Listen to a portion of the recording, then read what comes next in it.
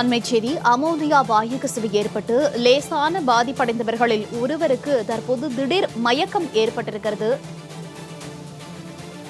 அண்மைச் செய்தியாக பார்த்து வருகிறோம். அமோனியா கசிவால் லேசாக பாதிக்கப்பட்டிருந்தவர்கள் தனியார் மண்டபத்தில் தங்க வைக்கப்பட்டிருந்த நிலையில் ஒருவருக்கு மயக்கம் ஏற்பட்டிருக்கிறது.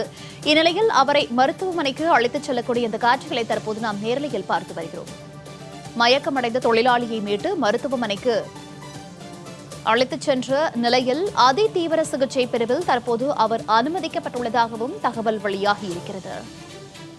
மயக்கமடைந்த தொழிலாளியை மீட்டு மருத்துவமனைக்கு அழைத்துச் சென்ற நிலையில் அவர் அதிதீவிர சிகிச்சை பிரிவில் அனுமதிக்கப்பட்டுள்ளதாக தகவல் வெளியாகியிருக்கிறது.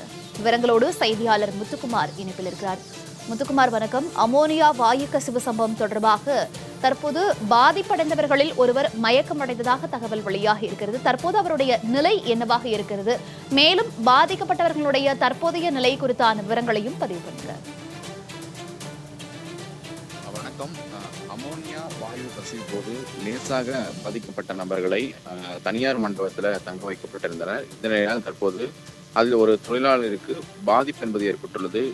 அந்த தொழிலாளரை தற்பொழுது தனியார் மருத்துவமனைக்கு அழைத்து வந்து அதிதீவிர சிகிச்சை பிரிவிற்கு சிகிச்சை என்பது அளிக்கப்பட்டு வருகிறது. சற்று நேரத்திற்கு முன்பாக தான் இவர் அவசரமாக அழைத்து வரப்பட்டனர்.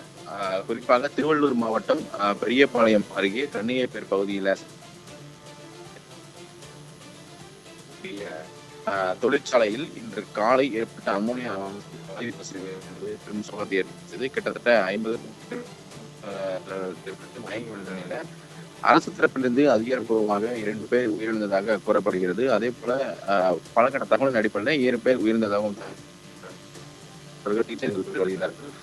குறிப்பாக இங்கே திருவள்ளூர் மாவட்டத்தில் தனியார் மருத்துவமனைகள், அதே போல சென்னையில் இருக்கக்கூடிய ஸ்டான்லி மற்றும் ராஜீவ்காந்தி அரசு மருத்துவமனைகள் சிகிச்சை பெற்று வருகிறார்கள். இந்த நிலையில திருவள்ளூர் மாவட்டத்தில் இருக்கக்கூடிய அந்த தனியார் மருத்துவமனையில் கிட்டத்தட்ட 27 பேர் அந்த தீவிர சிகிச்சை பிரிவில் ஈடுபட்டு வருகிறார். அதாவது தீவிர சிகிச்சை பிரிவில் சிகிச்சை பெற்று வருகிறார்கள்.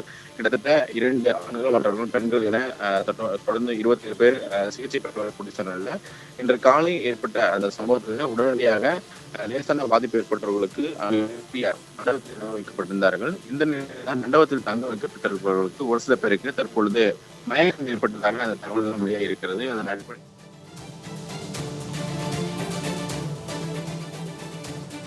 லேசான பாதிக்கப்பட்டவர்கள் தனியார் மண்டபத்தில் தங்க வைக்கப்பட்டுள்ள நிலையில் அதில் ஒருவருக்கு தற்போது மயக்கம் ஏற்பட்டிருக்கிறது. இந்நிலையில் மயக்கமடைந்த தொழிலாளியை மீட்டு தற்போது தீவிர சிகிச்சை பிரிவில் அனுமதிக்கப்பட்டிருக்கிறார். தொடர்பான விவரங்களை வழங்கியமைக்கு நன்றி முத்துக்குமார்.